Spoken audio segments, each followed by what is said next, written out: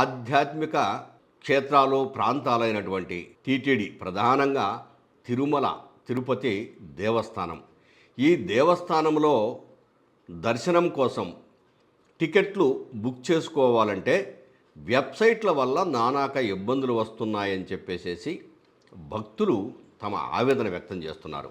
Website ప్రస్తుతానికి TTD వాళ్ళే IT విభాగం నిర్వహిస్తోంది.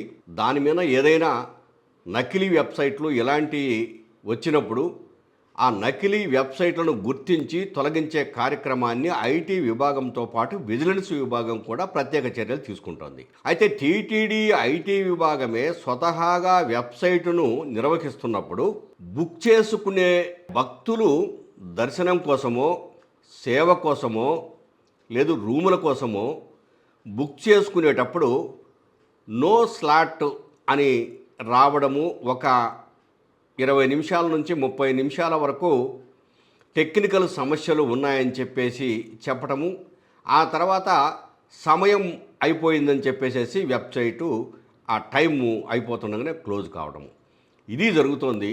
ఎక్కువ మంది స్వతహాగా బుక్ చేసుకునే వాళ్ళు నానాకు అవస్థలు పడుతున్నారు. అక్కడక్కడ ఏదైనా నెట్ సెంటర్ల వాళ్ళు, ఇట్లాంటి వాళ్ళు, అది కూడా హై స్పీడ్ ఇంటర్నెట్ను పెట్టుకున్న వాళ్ళు అక్కడక్కడ సక్సెస్ అవుతున్నారు తప్ప సరైన పద్ధతుల్లో వెబ్సైటు నిర్వహణ, ఆన్లైన్ సేవల నిర్వహణ జరగడం లేదు అనేది భక్తులు ఆరోపిస్తున్నారు. అదేవిధంగా దుర్గమ్మ దేవాలయంలో కూడా, అంటే కనకదుర్గమ్మ దేవాలయంలో వెబ్సైటును ప్రత్యేకంగా కనకదుర్గ దేవాలయం వాళ్ళు నిర్వహించడం లేదు, ఎండోమెంట్ శాఖ నిర్వహిస్తోంది. ఆ శాఖ తరపున ప్రత్యేకంగా ప్రభుత్వము ఒక ఆన్లైన్ సేవలను, వెబ్సైటును తయారు చేసి నిర్వహిస్తున్నారు. ఇక్కడ కూడా ఇదే సమస్యలు ఎదురవుతున్నాయి. ఈ సమస్యలను పరిష్కరించాలని భక్తులు కోరుతున్నారు.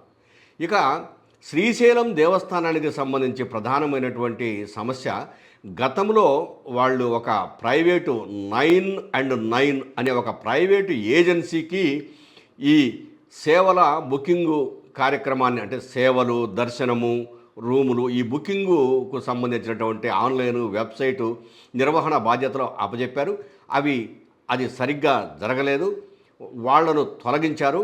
త్వరలోనే కొత్త ఏజెన్సీకి తిరిగి మళ్ళీ కాంట్రాక్టు ఇవ్వాలనే ఆలోచనలో శ్రీశైలం దేవస్థానం ఉంది. దేవస్థానం వాళ్ళు చెప్తున్నది, మేము సక్రమంగానే నిర్వహిస్తాము, ఇక మీదట సమస్యలు రాకుండా చూస్తామని చెప్తున్నారు. కానీ భక్తులు మాత్రము ప్రధానమైన దేవాలయాలలోనే ఆంధ్రప్రదేశ్ రాష్ట్రంలో ఈ విధంగా ఉంటే మేము ఆన్లైన్ సేవలను ఎలా వినియోగించుకోవాలి అనే ఆందోళనను వ్యక్తం చేస్తున్నారు. దీనికి తగిన పరిష్కారం చూపించాల్సిన బాధ్యత అటు ఎండోమెంట్ శాఖపై ఉంది. ప్రధానంగా టీటీడీకి సంబంధించి తిరుమల తిరుపతి దేవస్థానం ఐటీ విభాగం పైన ఉంది.